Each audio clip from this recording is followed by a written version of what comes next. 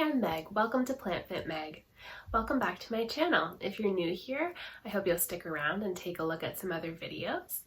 I make videos about weight loss, fitness, and yummy plant-based food. If you like this video, please give it a like and subscribe so you can see more from me. So I have made a lot of mistakes in trying to lose weight in the past. And before I went plant-based, I made a bunch of mistakes. And after I went plant-based, I made a bunch of mistakes. And so I wanted to share what I did and how I came to lose 80 pounds and am keeping it off. I used to use meal replacement shakes, and they are a convenient thing for on the go, but they never really made me feel very full. They weren't very nutritious, and they were just not the best thing to use for weight loss for me. I used to really restrict my portion sizes a lot. I would over restrict my portion sizes to such a degree that I would end up overeating to compensate for it, and then I would end up eating more as a whole and not getting where I wanted to go with my weight loss. I've always liked movement and moving my body and exercising to some degree, and I danced as a kid. I was a dance teacher for over 10 years. I even taught Zumba for a few years, and so I've always kind of been interested in fitness and in exercise and moving my body. But sometimes in the past when I was trying to lose weight, I would over-exercise and overdo it to the point where I didn't even enjoy it anymore. And I just hated going to the gym, hated exercising, just really disliked it.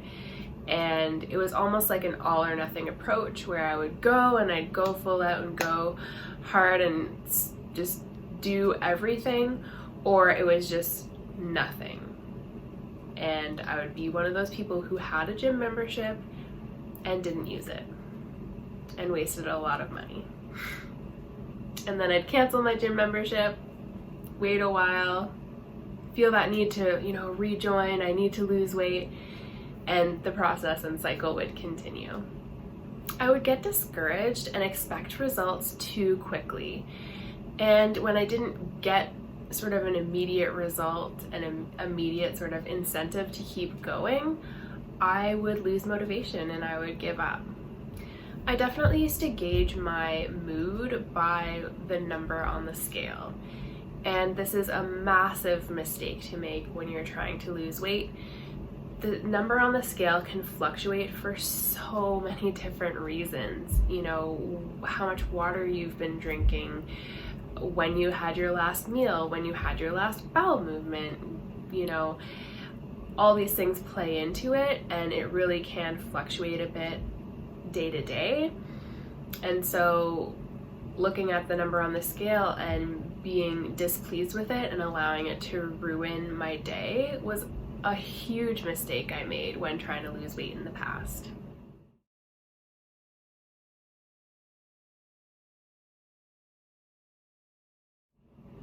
I always thought of weight loss as a diet and a way to, restrict my calories, restrict my portion sizes, cut out carbs, cut out healthy carbs like potatoes and rice and things like that, and do that restriction for an amount of time so that I could lose the weight, just so that I could go back to my old ways and eat processed food again and live my best life, YOLO, whatever. And obviously that doesn't work. I would lose weight, but then when I went back to my old ways, I would just regain, and I would gain more than I had weighed initially.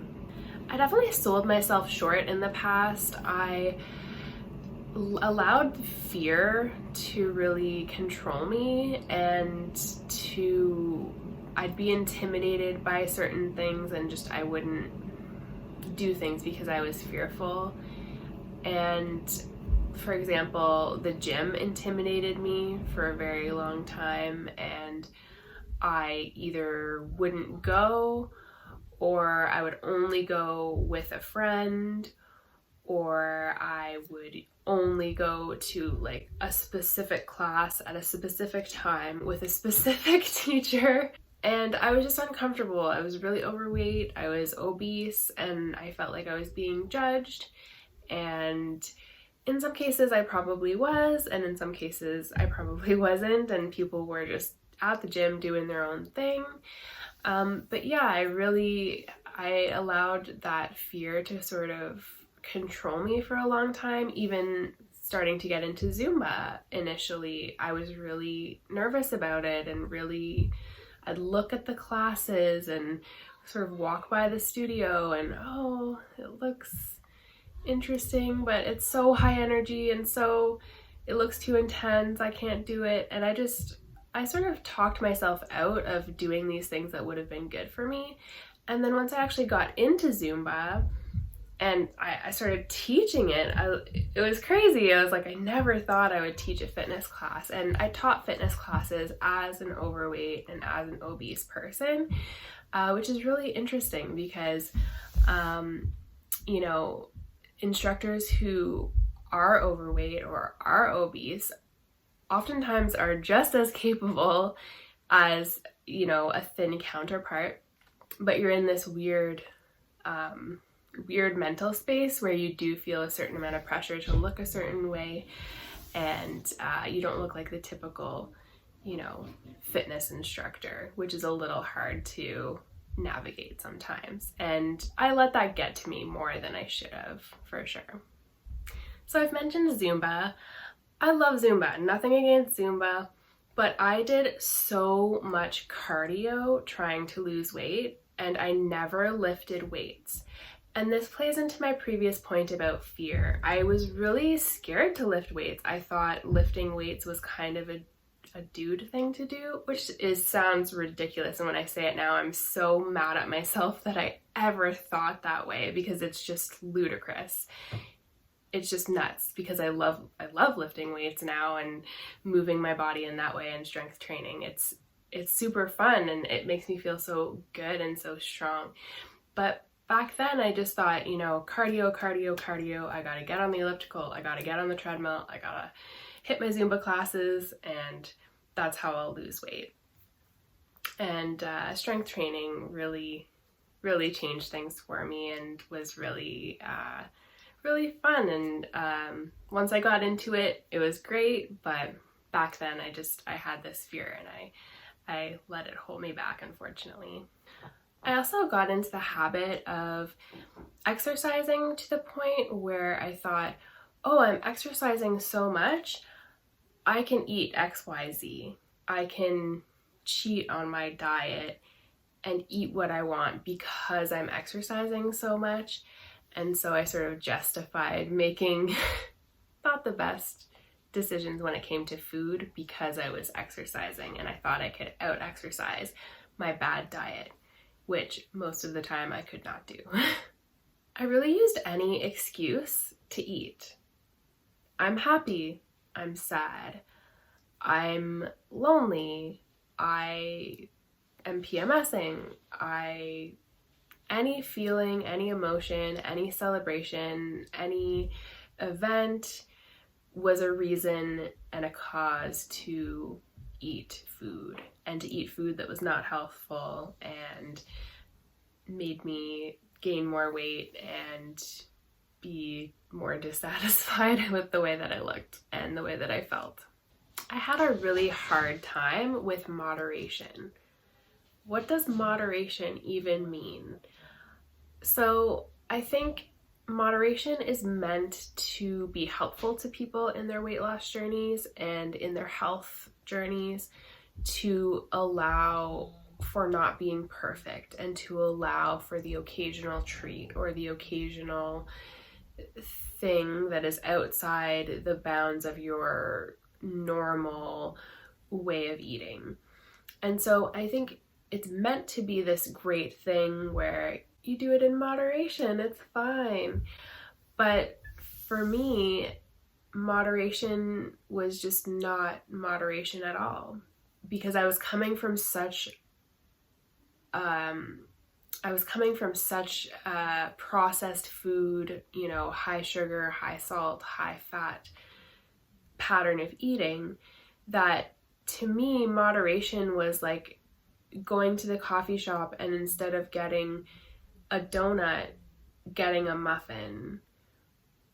And then when you look up the actual calories and the breakdown of those foods, they're essentially the same. They're virtually the same calories and, you know, sugars and all those kinds of things. Moderation for me never was actually moderation, even though I thought it was. I was just overdoing it, and, you know, I couldn't continue to eat fast food and have junk in my house and have these things around because I would just overeat on them and, you know, overconsume and end up gaining more weight. I also tried to do the thing where I would have a cheat meal, and that also didn't work out well for me. And I think if you can do that and if you feel good about it and if it works for you, then go ahead and do it. Who am I to say that you shouldn't? If it works for you, then do it. But for me, having a cheat meal always spiraled into a cheat dessert or a cheat the next day or like a few days later. And it would just kind of compound and snowball, and it would become, I would just go back to my old pattern of eating. I would also get really discouraged at times and have a really defeatist attitude. So you hear so often that when people lose weight, they don't typically keep it off. There's some crazy statistic out there about people losing weight. I think it's something in the realm of, you know, 95% of people who lose weight regain it within the following year. I don't want to make up stats, so I'll leave links below and leave information up on the screen about that. But, you know, you hear these statistics and you hear about people losing weight and then regaining it. And that had been my history and my pattern in the past too. You know, if I had lost some weight, I would regain it and I would gain more than where I started from. So I would get really discouraged and really defeatist about the whole thing and just feel really down about it and say, F it.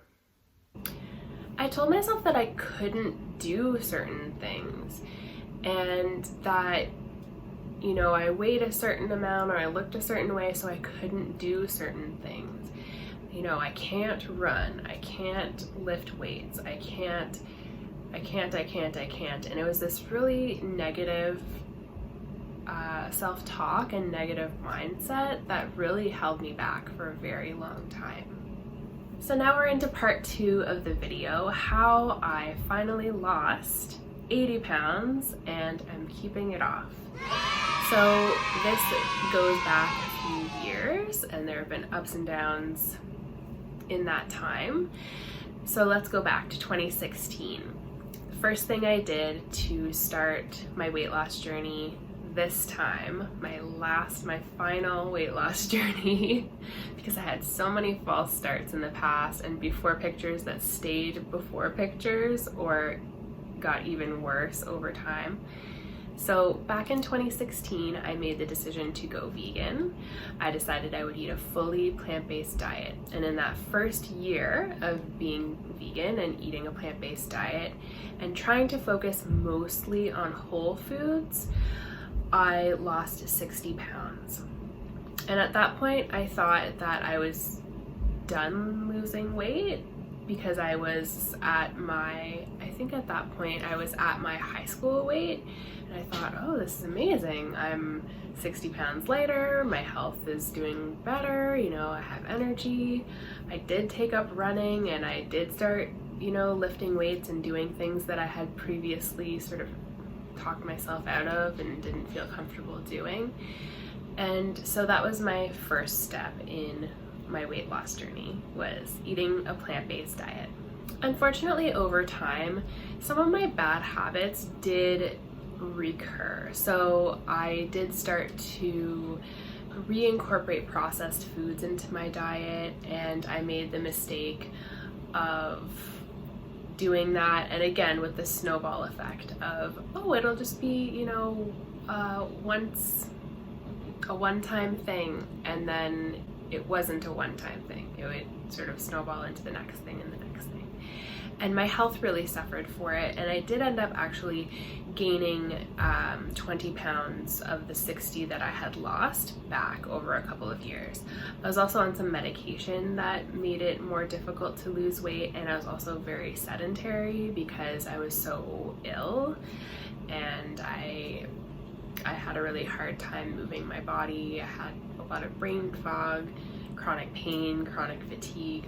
I was dealing with severe asthma and endometriosis, so I had a lot going on. And all these problems were happening before I went vegan. It's not like I went vegan and then all this stuff just happened. I had been having health problems for a long time, things flaring up and going away for many, many years prior to going vegan. And then, you know, losing the 60 pounds, feeling better, but then gradually reincorporating processed foods and having issues again and gaining a bit of weight back again. So the next thing I did to really jumpstart my weight loss again and get back on track was focusing on my health and making my health the absolute #1 priority. So in the past, when I had focused on weight loss as my goal, it never stuck. It never worked for me. It was never, I guess, a big enough incentive to keep me going. And I don't think having weight loss as a goal is a bad thing. If you are obese, if you are overweight and you need to lose weight and to be at a healthy and normal weight for your height, then that's great. And I don't think there's anything wrong with that. But I think for me, it just wasn't enough to push me to really change my lifestyle and change my habits. So really focusing on health as the #1 priority really shifted things for me in the right direction. Changing my mindset around food was huge. So in the past, I would just kind of eat what tasted good, and I would try to go on diets and not, as previously discussed, not do very well with that. When I focused on really nourishing my body and focusing on health and changing my mindset into, I can do this and I can change what I'm doing, I can change these patterns of behavior and change the way I'm thinking about food and my relationship to food, was very helpful in going along the process of my weight loss. Understanding nutrient density and calorie density was also very important in my weight loss journey and in my journey to regain my health. So nutrient density is the amount of nutrition in a given type of food. Calorie density is the number of calories per pound in a given type of food. And so focusing on foods that were very nutrient dense and not as calorie dense. So for example, salads, green smoothies,